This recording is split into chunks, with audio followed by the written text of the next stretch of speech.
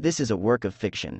Names, characters, business, events and incidents are the products of the author's imagination or are used fictitiously, and any resemblance to actual persons, living or dead, or actual events is purely coincidental.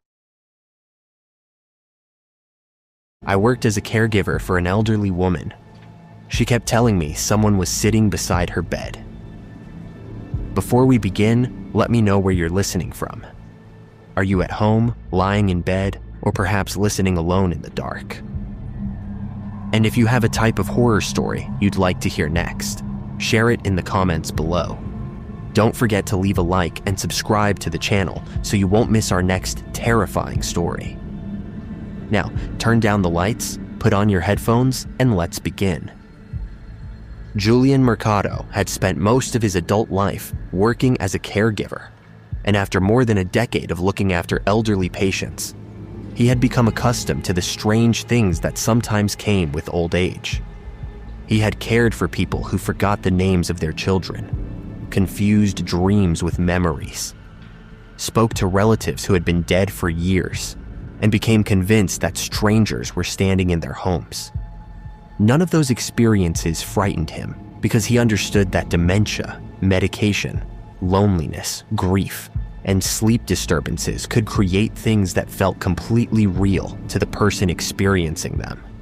At 37, Julian considered himself patient and practical, which was why he accepted an unusually well-paying overnight position, caring for an 86-year-old woman named Eleanor Voss, who lived alone in an old 2-story house outside the city.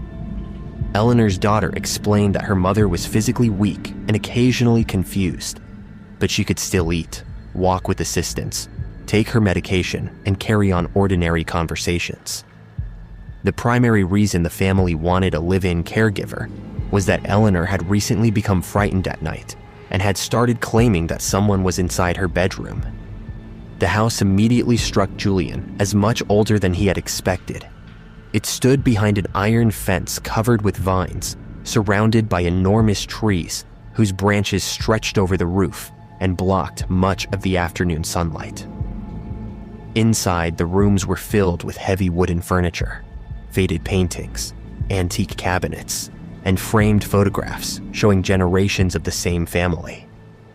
The floorboards creaked whenever someone walked through the upstairs hallway, and the walls carried the faint smell of old wood, dust, and furniture polish. Eleanor's bedroom was on the ground floor because she could no longer safely climb the staircase, and the room had been arranged around a large bed positioned against the far wall. Beside the left side of the bed stood an old wooden armchair with worn brown fabric, while a bedside table held her medication, reading glasses, a glass of water, and a small lamp. Julian assumed the chair had belonged to Eleanor's husband, although he did not know that the piece of furniture would eventually become one of the things he feared most about the house. During his first 3 nights, Eleanor behaved exactly as her daughter had described. She sometimes repeated questions that Julian had already answered and occasionally became confused about what day it was, but she remained pleasant and cooperative. Julian established a simple routine that made the nights easy to manage, preparing her evening meal, helping her take her medication, assisting her into bed, checking that the windows and doors were secured, and remaining nearby until she fell asleep. Afterward, he usually sat in the small room across the hallway and watched television quietly or read until morning. The unusually high salary seemed like a generous offer for what was essentially a quiet overnight job, and Julian began thinking that he might stay there for several months if everything continued as peacefully as it had during the first few nights. The first mention of the person beside Eleanor's bed happened on Julian's 4th night. He had just finished adjusting her blanket when Eleanor suddenly stopped talking and turned her attention toward the empty side of the mattress. Her expression changed from ordinary tiredness to concern, and she asked Julian why someone was sitting beside her. Julian followed her gaze and saw only the old wooden chair and the neatly arranged blanket. He explained that nobody was there, but Eleanor continued staring at the mattress as though she were watching someone who had become invisible. She eventually told him that the person had been sitting there for several minutes before he entered the room, and that she could feel the mattress sinking beneath its weight. Julian assumed she was experiencing one of the hallucinations associated with her dementia, so he reassured her that the room was safe and promised to check on her later.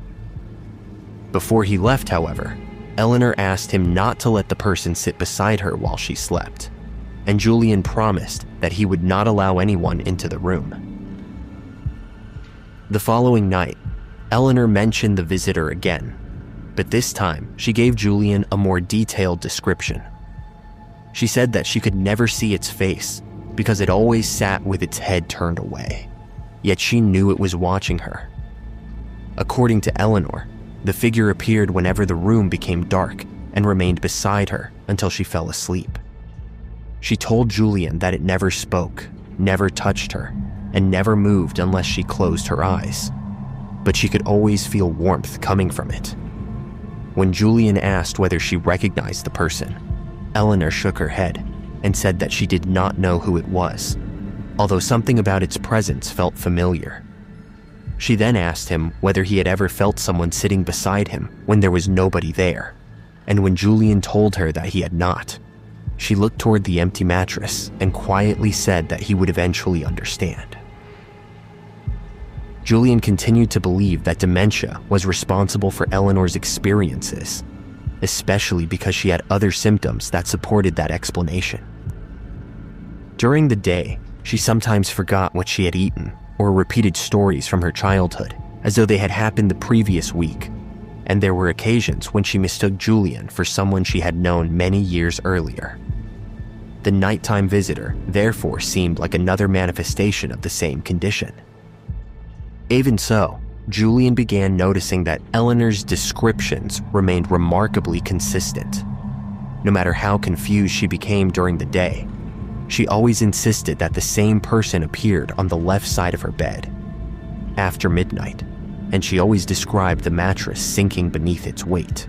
He eventually began documenting each incident in her care log, mostly because he wanted to provide the family with an accurate record of her nighttime behavior. One rainy evening, Julian was preparing tea in the kitchen when he heard Eleanor calling his name from the bedroom. He hurried down the hallway, expecting to find that she had fallen, but she was sitting upright against the headboard and pointing toward the left side of the mattress. Eleanor told him that the person had just stood up and walked away, although Julian had heard no footsteps.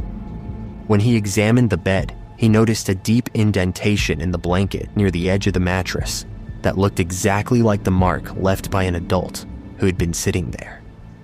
He placed his hand against the depression and discovered that the fabric was warm, despite Eleanor having been lying on the opposite side of the bed.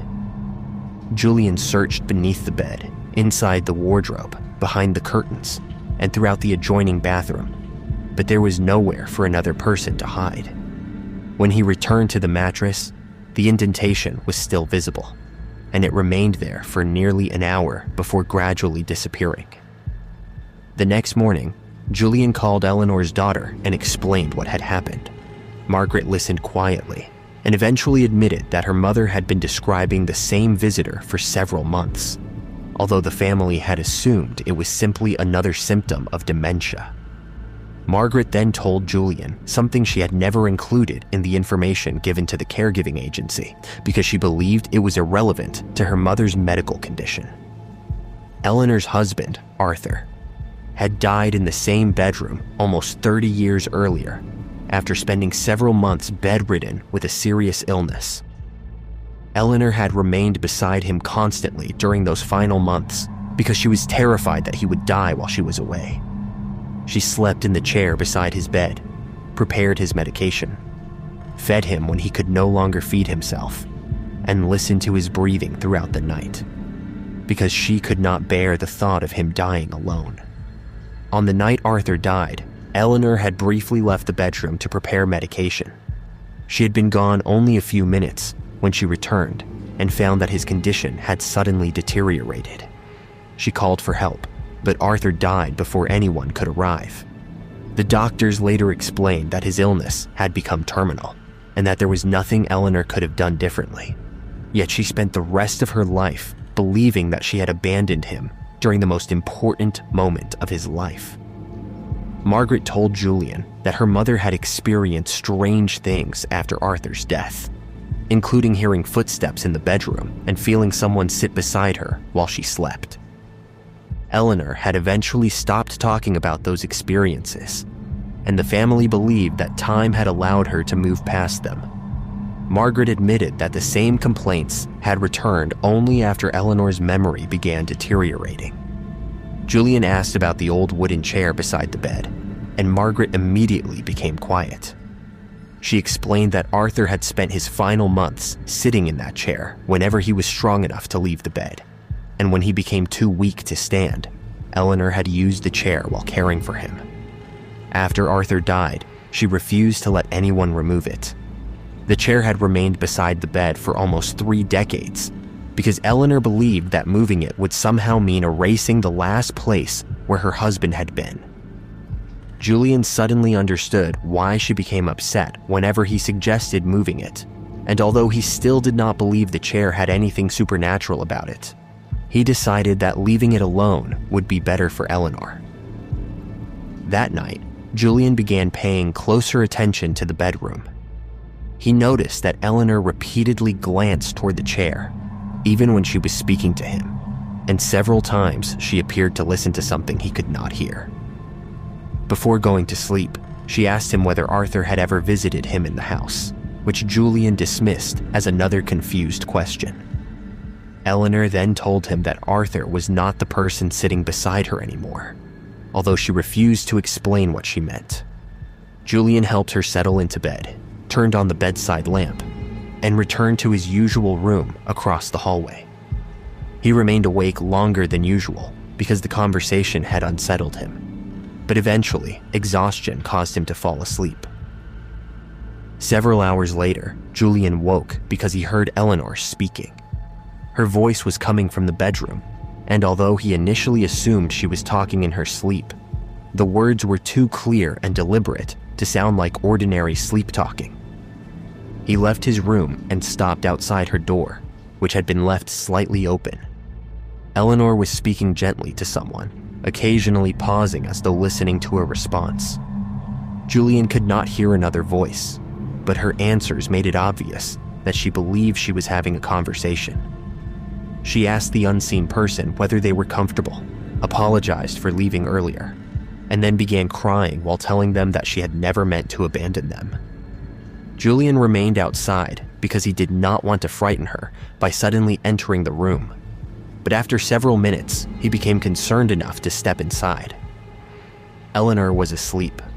Her eyes were completely closed, her breathing was steady, and both hands rested peacefully above the blanket. Julian stood beside the doorway and stared at her in confusion because he had clearly heard her speaking only moments earlier. He then noticed something beside her that made his stomach tighten. The left side of the mattress was deeply compressed, as though another adult were lying beside her, and the blanket had been pushed downward beneath the weight. Julian approached slowly and touched the indentation with one hand. The mattress was warm. Before he could pull his hand away, the depression shifted slightly, as though the unseen weight had moved beneath the blanket. Julian immediately stepped backward and remained near the doorway until morning. He did not wake Eleanor because she appeared peaceful, and he did not want to frighten her by telling her what he had seen. Instead, he spent the rest of the night watching the mattress from a distance.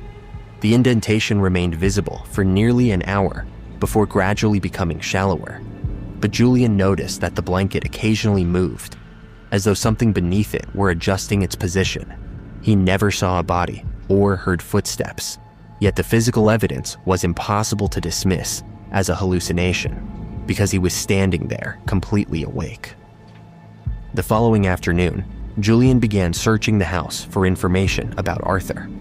He found several boxes of old photographs and documents in an upstairs cabinet, including medical records and a handwritten journal that appeared to belong to Arthur.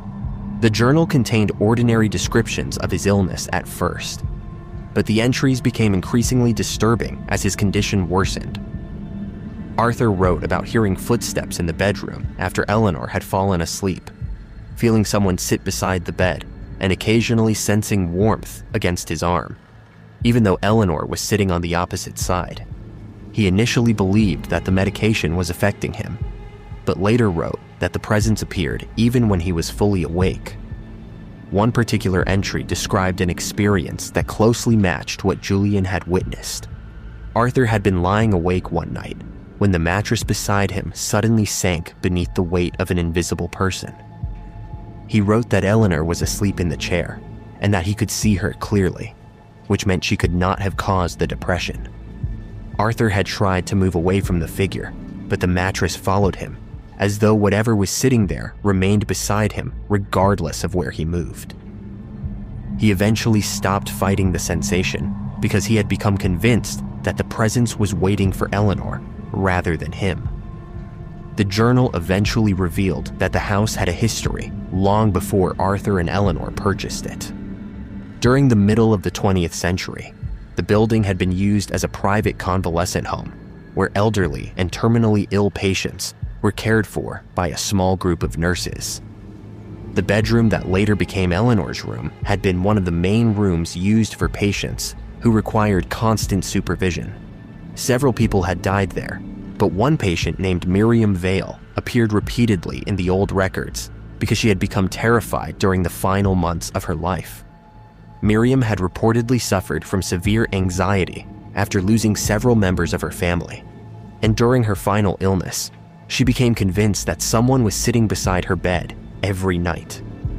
The nurses initially believed that she was hallucinating, but her descriptions became so consistent that several of them began documenting the incidents. Miriam claimed that the visitor never spoke and never showed its face, but she could always feel the mattress sinking beneath its weight. She told the nurses that it appeared after midnight and remained beside her until morning. She also insisted that the visitor was not waiting for her to die, but was waiting for someone else to become afraid enough to stay beside her. One of the nurses recorded that Miriam's mattress developed a second indentation on several occasions, while the room was occupied only by Miriam. Another nurse reported hearing Miriam speak to someone while she slept, although there was never another person in the room. The most disturbing account came from the nurse who remained with Miriam during her final night. According to the record, Miriam suddenly became calm and told the nurse that she finally understood what the visitor wanted. She said that it did not belong to the house and did not belong to any dead person. Instead, it appeared wherever someone was terrified of leaving a dying person alone, because guilt and grief gave it something to follow. Miriam died before sunrise, and the convalescent home closed several years later. The property was eventually purchased by Arthur and Eleanor, who had no knowledge of what had happened there. Arthur's journal suggested that he had discovered the old records only after experiencing the phenomenon himself. He believed that the presence had been attracted to Eleanor because she was consumed by the fear that she might abandon him. He also believed that it had used the appearance of Arthur because Eleanor's guilt made his image the easiest way to keep her emotionally trapped. Arthur's final entries were written during the week before his death. He wrote that the figure beside his bed had begun appearing even when Eleanor was awake, although she never seemed able to see it. He believed it was waiting for the moment when Eleanor would leave the bedroom again, because it wanted to recreate the exact circumstances surrounding his death. Arthur wrote that if Eleanor left him and he died alone, the presence would become attached to her permanently. He had tried to warn her, but his illness became too severe before he could explain everything. Julian closed the journal and realized why Eleanor had been so frightened when she described the visitor. It was not simply a hallucination associated with dementia. The woman had spent decades carrying the guilt of leaving Arthur alone for several minutes, and the entity had apparently returned when her memory began deteriorating, enough to bring those memories back to the surface. Julian wondered whether the presence had ever truly left the house, or whether it had simply remained dormant until Eleanor became vulnerable again. That night, Julian decided to remain awake beside Eleanor's bedroom. He did not want to admit that he was frightened, but he also did not want to leave her alone after everything he had discovered. Eleanor appeared unusually calm when he helped her into bed, and she asked him whether he had been reading Arthur's journal. Julian admitted that he had, and Eleanor became quiet for several moments before telling him that Arthur had tried to warn her about the person beside the bed. She said that after his death, she had spent years believing that the figure was Arthur, but eventually she realized that it had never behaved like him. Arthur had been kind, frightened, and human, while the thing that appeared beside her bed seemed to be waiting patiently for something. Julian asked what it was waiting for, and Eleanor told him that she believed it was waiting for someone to promise that they would never leave. She explained that after Arthur died, she had spent years wishing she could return to that night and stay beside him forever. The visitor had taken advantage of that regret and convinced her that Arthur was still sitting beside her, waiting for her to keep a promise that could never be fulfilled.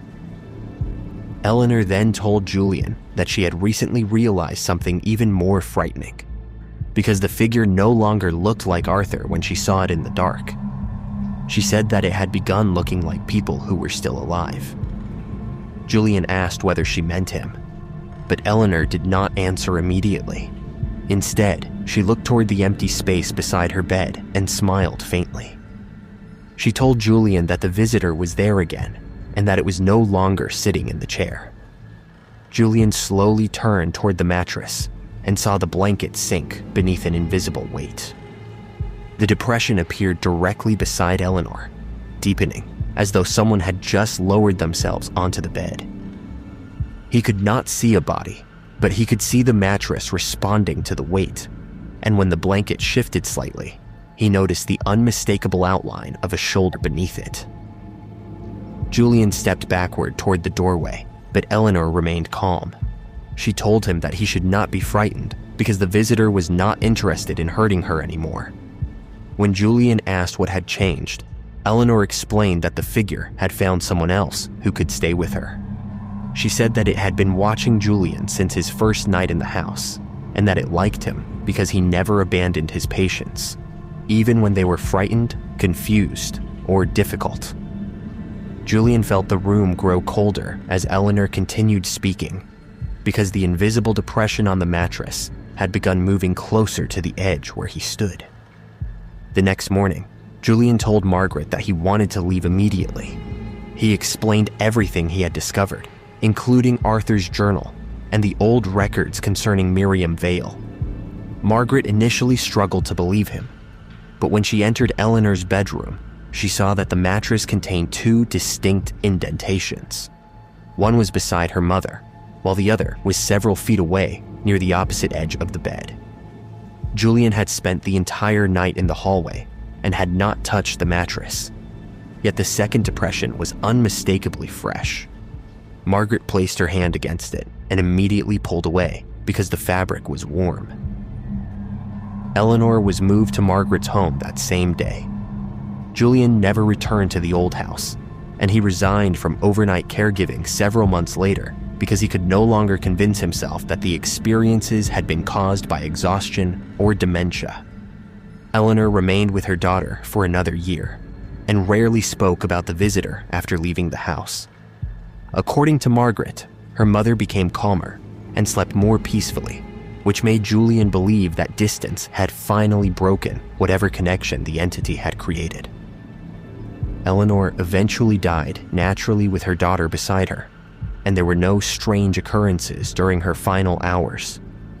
The old house was sold after Eleanor's death, and the new owners renovated most of it. They removed the old carpets, replaced several walls, and discarded much of the furniture that had belonged to the Voss family.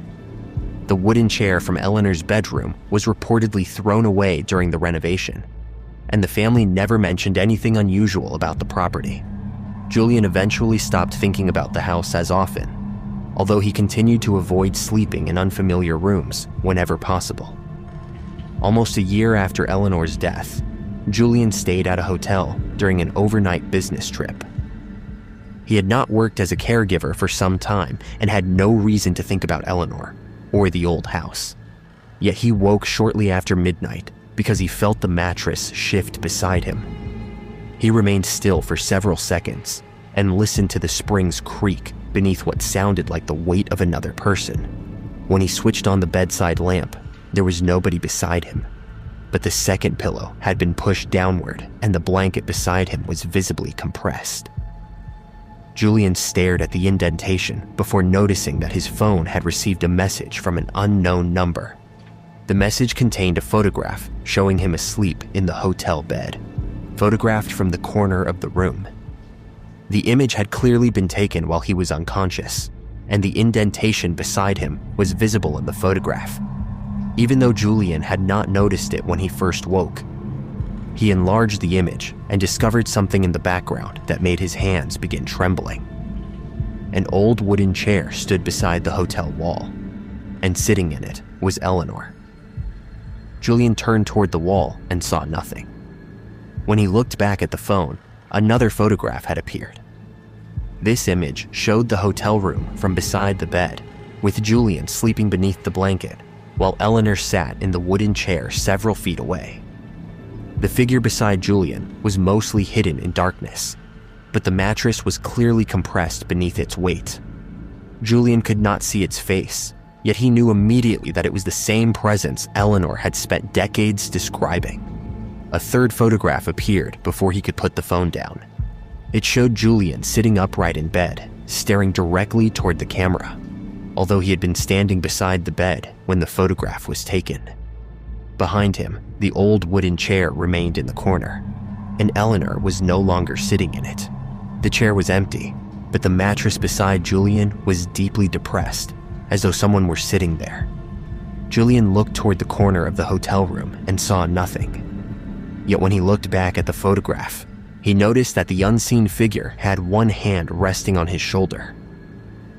Julian never discovered whether the presence had followed him from Eleanor's house, or whether it had simply been waiting for another person to become vulnerable. He eventually understood, however, why Eleanor had spent so many years insisting that someone was sitting beside her bed. The entity was not simply a ghost attached to the house, nor was it the spirit of Arthur or Miriam. It was something that seemed to form around the fear of abandonment, feeding on the guilt of people who believed they had failed someone at the moment when they were most needed. It appeared beside beds because beds were where the dying were watched, where loved ones waited through the night, and where the promise to remain became strongest.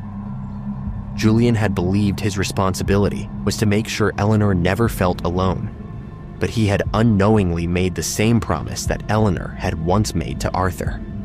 He stayed beside her when she was frightened, listened when she described the visitor, and refused to leave her alone even after he had become terrified himself. That devotion may have been what allowed the presence to recognize him as its next target, because it had spent decades searching for people who could not bear the thought of abandoning someone under their care. After that night at the hotel, Julian never slept beside an empty chair again. He never allowed a second pillow to remain beside him, and he developed the habit of checking the mattress whenever he woke during the night. He knew those precautions could not protect him from something he could neither see nor understand, but he continued performing them because he could never forget the last thing Eleanor had told him before leaving the old house. She had said that the person beside her bed was not waiting for her to die because it had already found someone else who was willing to stay. And Julian knew that somewhere in the darkness, whenever he finally fell asleep, the visitor was still sitting beside the bed, waiting patiently for him to open his eyes and realize that the mattress was no longer empty.